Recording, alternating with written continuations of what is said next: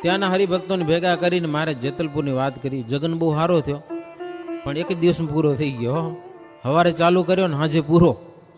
સમજ્યા કે નહીં? પોષ વધી પાંચમને દિવસે વહેલી સવારે યજ્ઞ ચાલુ કર્યો, એવો ધમધોકાર ચાલુ કર્યો, બધા દર્શન કરી લીધા. કેવો યજ્ઞ થાય એમ. બ્રાહ્મણો જમ્યા, હોમ હવન થયો, હાજે યજ્ઞ પૂરો. સમાપ્તિ કરીને મહારાજ કે આવ્યા છે અહીંયા કને. હવે જેતલપુરમાં શું થયું?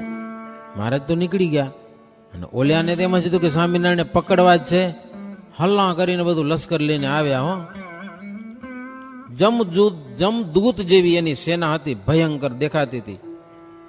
પેલા તો યજ્ઞ મંડપમાં આવ્યા, કિલ્લાને ઘેરી લીધો કે નીકળી ન જાય પાછા એમ. કેટલાક અંદર ગયા, આગેવાન પાટીદારો હતા, એને બોલાવીને ક્રોધથી કીધું. એવા ગરમ થઈ થઈને બોલે કે સ્વામિનારાયણ બતાવો ક્યાં છે, કે લ્યો પકડવા છે આજે. સરકારને પૂછ્યા વિના યજ્ઞ કરે છે, કેમ કરે છે જોઈ લઈએ કે હવે લ્યો. કરવો હોય યજ્ઞ તો આવે સરકાર પાસે, રજા લઈને પછી ભલે કરે. કે યજ્ઞ રજા વિના જો યજ્ઞ કરશે પાટીદારોને કે દંડ તમને ભરવો પડશે કે સરકારને. ગામના મુખી કે હવે યજ્ઞ નહીં કરે, કે લ્યો હવે યજ્ઞ નહીં કરે. એ તો આજે રાતે નીકળી ગયા છે, સૌ જાણે છે. ક્યાંય હંતાણા નથી ને ક્યાંય છાના રહ્યા નથી. અને જો અમે કોઈની ચોરી નથી કરી, ખોટું કામ કાંઈ કર્યું નથી. માત્ર બ્રાહ્મણોને જમાડ્યા, એટલા સરકારના ગુનામાં આવ્યા છે. પૂછ્યા વિના બ્રાહ્મણોને જમાડ્યા, એટલું માફ કરો કે લ્યો એટલો ગુનો.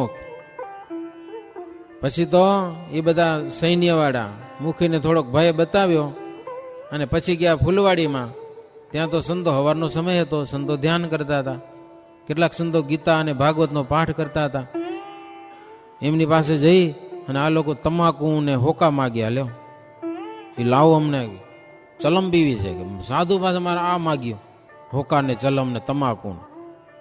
એટલે સ્વરૂપાનંદ સ્વામી ઉભા થયા. સ્વરૂપાનંદ સ્વામી કે જો અમે સ્વામિનારાયણના સાધુ છીએ અને અમે વ્યસન કે કેફ માત્ર કાંઈ કરતા નથી. ફક્ત ભગવાન ભજવાનું અમને એક વ્યસન છે અને એ તમને ગમશે નહીં. તમને નશો જોઈએ છીએ, એ નશો અમારી પાસે છે નહીં. અમારી પાસે એક નશો હરિભજન કરવાનો છે. એ વાતું કરશું તમને ગમશે નહીં. કહો નહીતર ભગવાનની વાતું કરીએ કે તમારી આગળ. સ્ત્રી ધનનો અમે ત્યાગ રાખીએ છીએ. ત્યાગી થઈ અને સ્ત્રી ધનમાં રાગ રાખે ત્યાં સુધી સંસારી કહેવાય અને ભેખને લાંછન રૂપ છે. સ્વરૂપાનંદ સ્વામી તો મંડી પડ્યા ઓલ્યાની આગળ, કથા કરવા મંડી પડ્યા. સરસ મજાની વાતો કરી. સ્વરૂપાનંદ સ્વામી કે ગમે તેવા વિદ્વાન અને ગુણવાન ત્યાગી હોય, પણ અમારા ત્યાગીની રીત જગતના ભેખ થકી જુદી છે. અને એવા સંતોને માટે જ ભગવાન વૃષ્ટિ કરે છે. સંતની પાછળ જ જગતના રાજાઓ વાંછિત સુખ ભોગવે છે. અને એવા સંતોને ભગવાન વિના બીજો કોઈ આધાર નથી. એવા સંતોને દુઃખ દે ને એના રાજ ધોવાઈ ગયા. ધીરે ધીરે એ ખલાસ થઈ જાય છે. બધા એના વંશનો પણ ઉચ્છેદ થાય છે. તત્કાલે બડે કોઈ અપમાના, તાકે ફલ ન આવત જાના.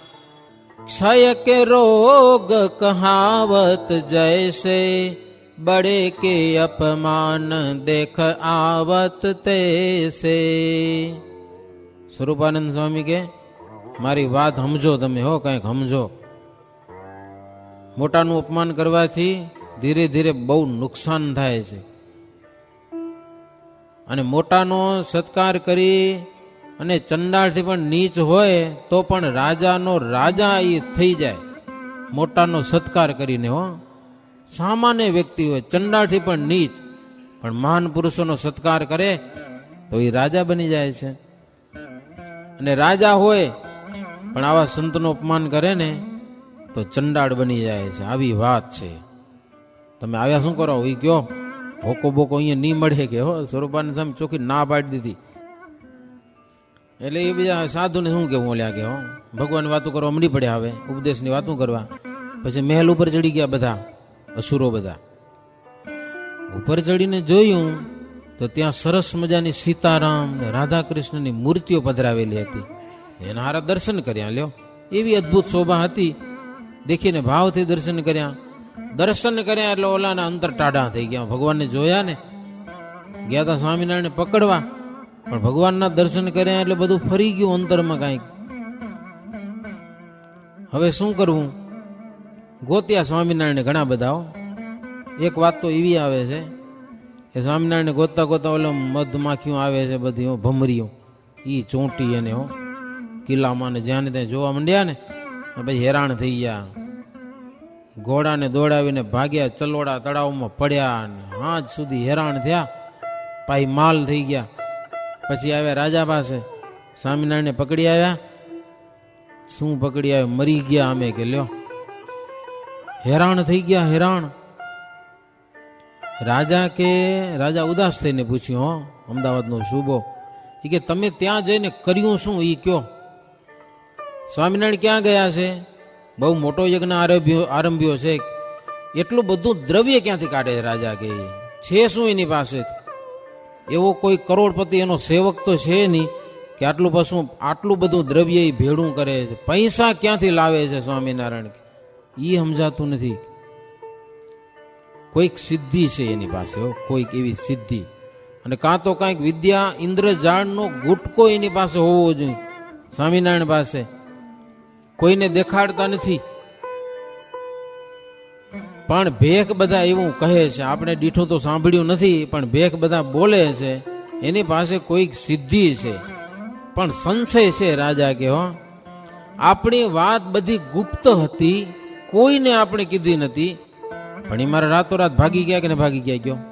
ખબર ક્યાંથી પડી એને કે લ્યો, એવી કંઈક અક્કડ વિદ્યા એની પાસે છે.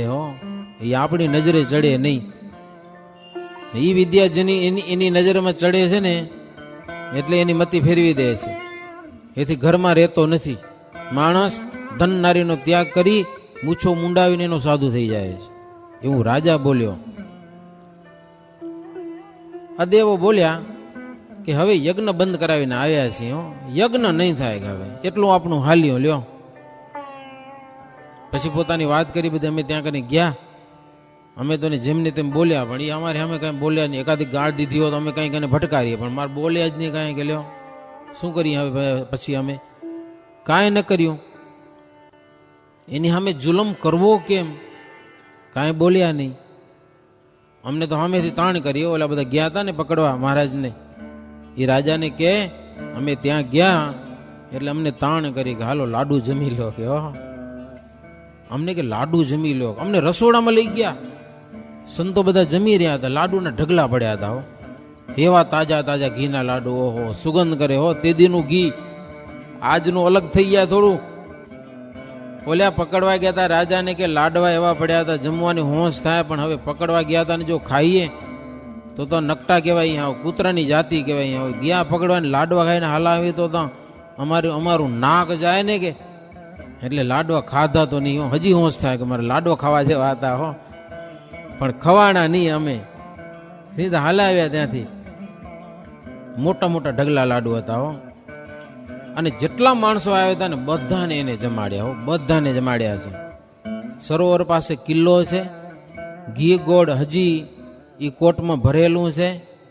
હવે યજ્ઞનું કોઈ નામ લેશે નહીં. યજ્ઞ પૂરો થઈ ગયો છે, એટલું આપણું કામ થયું. તમને જે વિઘ્ન આવવાનું હતું ને યજ્ઞ કરીને તમને મરવાનો વારો આવવાનો હતો એ હવે નહીં આવે કે લ્યો. એટલે રાજા થઈ ગયો ખુશ. ઓલો બચ્ચા જમાદાર બાજુમાં બેઠો હતો, એ વાત સાંભળીને હસવા માંડ્યો. હસવા એને હસવું આવે લ્યો. મુસલમાનને પણ વાત સાંભળીને રાજાને એ જમાદાર કે અમે તમારા નોકર છીએ એટલે બહુ બોલવું અમને ઘટે તો નહીં, છતાં તમારી ભલાઈ અને બુરાઈમાં સૌની ભલાઈ અને બુરાઈ છે.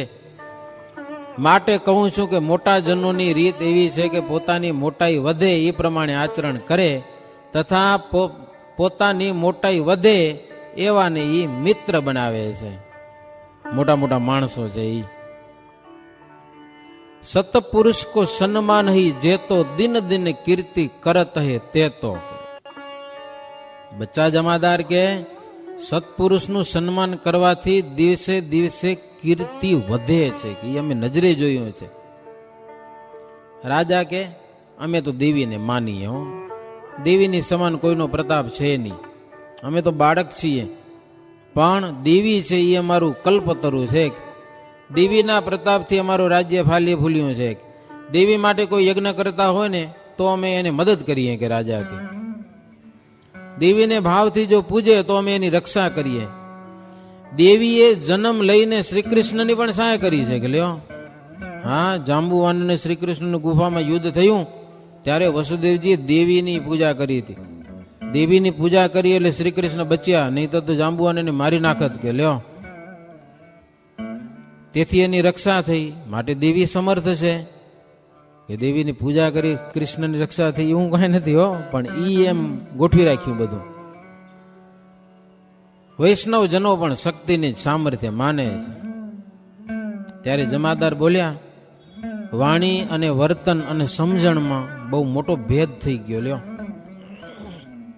તમે શક્તિની વાત કરો છો, પણ તમારા શક્તિપંથી છેવા કેવા છે કંઈક તો વિચાર કરો. શક્તિને માનવા વાળા દારૂ માંસમાં ભળી ગયા છે. વૈષ્ણવો તેનાથી વિરુદ્ધ છે.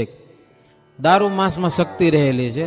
દારૂ પીવો અને માંસ ખાઓ, બકરાને મારો, આ તમારો ધર્મ. લો, જમાદાર કે હિન્દુ રાજાને પશુ બધા સરખા છે, પણ એને ખોરાકમાં ભેદ છે. લ્યો, પશુમાં પણ માંસાહારી પશુઓ છે, બીજા પશુઓને ખાઈ જાય, પણ માંસાહારી પશુને ખાતા નથી જમાદાર કે હો, અને ગામમાં આવતા નથી. એટલો વિવેક તો ઈએ રાખેલા. પણ શક્તિના પૂજકો છે ને એમાં તો કાંઈ નથી. રાજા કે તું ભલે મુસલમાન છે, તને મોક્ષ જોઈતો હશે એટલે આવી બધી વાતો કરે. અમને મોક્ષ નથી જોઈતો. લે, અમારે મોક્ષની કાંઈ જરૂર નથી. કે શરીરથી રાજ્ય કરીએ છીએ એ જ અમારું મોક્ષ છે. મોક્ષ ભાગી લોકો છે ને એ અમારેથી ડરે છે. લ્યો, સ્વામિનારાયણ ડરીને ભાગી ગયા ને, કે નહીં, મેળ પડી ગયો એને. અને બીજાથી ડરે એ શું મોક્ષ કરી લેવાના હતા કે. અને કોઈથી પાપથી પણ ડરે નહીં એવા અમારા ગુરુ છે રાજા કે હો. ગમે એવું પાપ કર્મ કરે ને બીક ન લાગે એને જરાય. આ લોકમાં જ ખાનપાન આપે એવા અમારા ભગવાન છે.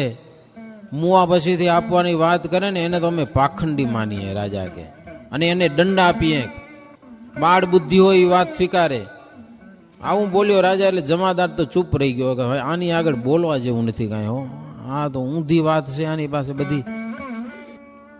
શ્રીહરિ કેટલાક દિવસ ચલોડા રહી, પહોર રાત્રિ ગઈ ત્યારે જેતલપુર આવ્યા છે. હે પારસો તો બંદૂકો ફોડી. બધા ભક્તો વળી સામે આવ્યા મહારાજને. સંતો થોડા ઉદાસી હતા હો, ઉદાસી. યજ્ઞ થવા દીધો નહીં ને રાજાએ. મહારાજની સામે તો બધા આવ્યા હતા. સંતોને ઉદાસ દેખીને મહારાજ કે સંતો તમને શેની ઉદાસી, કે તમને શું તકલીફ થઈ, કોણે દુઃખ દીધું તમને કયો, તમે તો નિર્ભય છો. ત્યારે પાટીદારો બોલ્યા કે સરકારે યજ્ઞ કરવા દીધો નહીં ને એની આ ઉદાસી છે. મહારાજ કે એમાં રાજાનો કઈ દોષ નથી, એને ભરાવનારા માણસો જ બધા એવા છે કે ઉશ્કેરીને આ કામ કર્યું છે. મહારાજ કે વર્ષો વર્ષ અમને યજ્ઞ કરવા ધાર્યો હતો. 6 મહિના સુધી બ્રાહ્મણોને જમાડવાતા, પણ એમાં એને વિઘ્ન કર્યું એટલે એને કંઈક સંકટ તો આવશે, દુઃખ તો એને આવશે.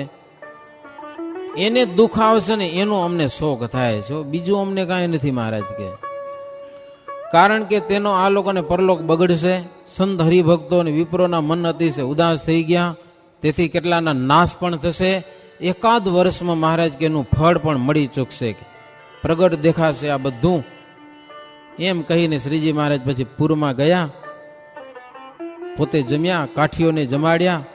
ગામમાં મુખ્ય પાટીદારો હતા એ આનંદ સ્વામી, ગોવિંદ મુનિ, નાનાભાઈને બોલાવીને બધાને કીધું કે હવે તમારે કાંઈ શોક ન કરો, યજ્ઞ થઈ ગયો મહારાજ કે આપનો. હો, અમે કહીએ તેમ કરો. તાંબા પિત્તળના વાસણ ને લોઢાના વાસણ જેની પાસેથી લઈ આવ્યા હતા એને વાસણ બધાને પાછા સોંપી દો. ઘી ગોળ વગેરે સામાન છે ગાડા ભરીને ડભાણ પહોંચાડી દો. બ્રાહ્મણ તથા હરિભક્તોને અહીંયા જમાડજો. અમે જઈએ છીએ ખેડા, અને ખેડામાં ટોપી વાળા અંગ્રેજી બધા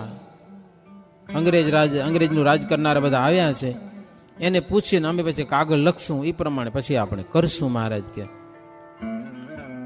અને અડધા સંતો મહારાજ કે ડભાણ ચાલો, 40 વર્ષની અંદરના સંતો હોય ને એ અહીંયા રહેજો, અને આનંદ સ્વામી ને ગોવિંદ સ્વામી એ રહેશે.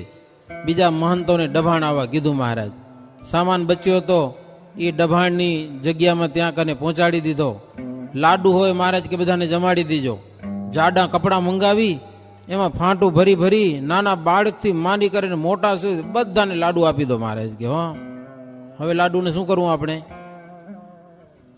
મહારાજ કે હવે બધા જ યજ્ઞો પૂરા થઈ ગયા. હવે તો મહારાજ કે સંતો તમે જ્ઞાન યજ્ઞ કરો. ગીતામાં યજ્ઞો લખ્યા છે, યોગ યજ્ઞ, જપ યજ્ઞ, જ્ઞાન યજ્ઞ. બસ હવે આપણે એવા યજ્ઞો કરવાના છે. હવે આ માથાકૂટ હવે લાંબી કરવી નથી. અને ઈ યજ્ઞો છે ને સર્વ કરતા શ્રેષ્ઠ છે. યજ્ઞ વિના મહારાજ કે મોક્ષ થાય નહીં, કે આવા યજ્ઞો કરશું હવે. એમ કહીને પ્રભુ જેતલપુરમાં પોઢી ગયા. સવારે જાગીને પ્રભુ ચાલ્યા છે. એક ફકીરની જગ્યા હતી ત્યાં સુધી ભક્તો વળાવા ગયા. ફકીરને સારો ભાવ હતો મહારાજમાં, પગે લાગ્યો હશે,